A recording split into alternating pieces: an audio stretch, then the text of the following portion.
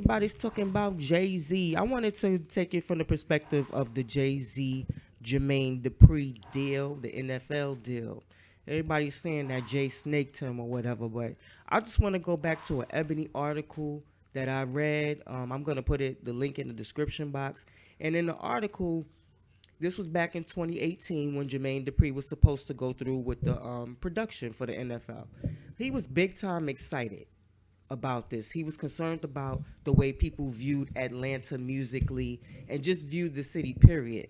And he didn't want people to just view his city by word of mouth. He wanted to really provide a big time experience. And he was very excited. That's the temperament I got from him throughout the article.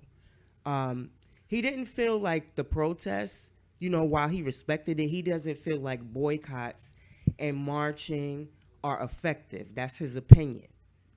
And he felt like people should use their platforms and make statements that way. But he also feels a lot like how I feel. And that's, if you get people talking about things, the more people just keep talking about it and talking about it and talking about it, eventually things will get addressed because you talk about it, I talk about it, she talks about it, we all talk about it. And then, before you know it, it can spark change.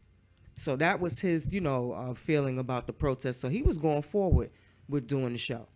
It mentions other artists and blah, blah, blah. You can read that for yourself. But I just wanted to bring up, to show how his temperament was. He was very excited. He was looking forward to doing something big, working his way through the production up until they got to the big Atlanta Fest or something like that. And he was real excited about, really putting on a phenomenal show. So now we know he didn't do the show. And we now know the reason why he didn't do the show was because Jay-Z reached out to Jermaine Dupri. And because of Flex, we wouldn't have known what was said, but Flex contacted Jermaine Dupri and he put it out in the public that Jay basically called Jermaine Dupri and was like, yo, how deep are you in with the NFL? And that's not a good look for you right now. Like, I probably paraphrased that a little bit, but basically that's what he was saying. Like, it's not a good look, not a good idea for you to do that right now. So my whole thing is, here's the question for me. I understand that people have respect for their peers, but why, on Jermaine Dupri's behalf, why would you take advice from a competitor?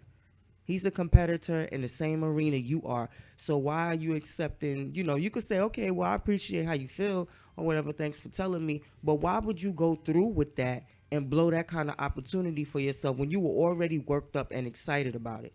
What did he say to you further than just those little lines that you gave Flex? Like, now, because it's out in the open, and people are going to want to know exactly like what the whole conversation was like.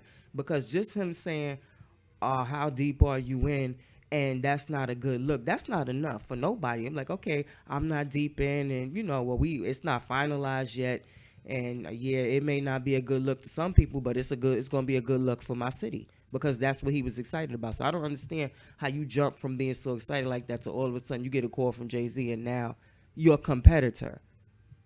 Okay, because they are both like of equal stature as far as business goes. I don't got time to be arguing with no young hip hop people because I've been around longer than y'all. So as far as I'm concerned, they both on the same level. So it's no, like Jay-Z can't come in and son Jermaine Dupri like, yo, like, yeah, nah, son, don't do that, dun. That ain't the right thing to do. So, it just don't make no sense or whatever like that. And the second thing for me is for Jay, when you decided, I guess Kaepernick decided, well, he didn't decide anything. He got his back pay. We know that.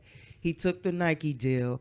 And he was, training his body or whatever, waiting to see, who would let him back in or whatever like that. I guess that's what was going on. The protest was never about getting him a job back. It was about social injustice, okay? So now my thing is that we passed that part. And now Jay-Z gets a phone call and it's like, oh, okay, all right. And then you don't say, well, no, I'm not interested in doing that. Why don't go ahead on and give it to Jermaine Dupri? I knew you were working with Dupri last year. I kind of told him, not to deal with you guys, but, give Dupri the deal. And wouldn't it have been a way for Jay-Z, since he did the press conference or whatever, wouldn't it have been a way for him to still gain some type of ownership from that, even though it was a lousy press conference? I don't know. You should have consulted with me. Like, I work cheap. I would have had that looking a lot better than what you did up there. But yeah. So why didn't you, plug Jermaine Dupri back in? Why didn't you say, yo, like, go get that? Go get that now. Like, everything is good now. Make sure you plug some of my artists or whatever. But, yeah, go get that now. Why did you feel the need to take for self? This is why a lot of people are looking at you now, because there's a lot of positions where it seemed like other people could have done things, and it's starting to look like he is blocking people from doing certain things. It's starting to become actually apparent.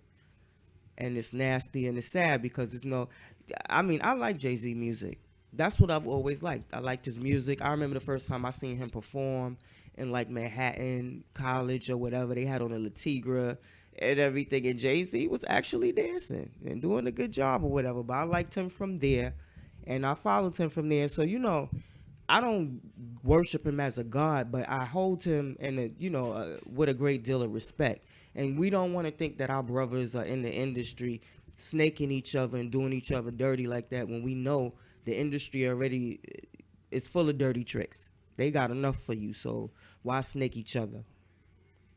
So those are the questions that's the way I was looking at it, the perspective, and those are the questions that I kind of had on my mind or whatever. And the next time y'all gonna do a press conference in the NFL, y'all need somebody, come to my channel, drop a message, get my email or whatever. I could do a way better job because that was just terrible. That was a complete debacle.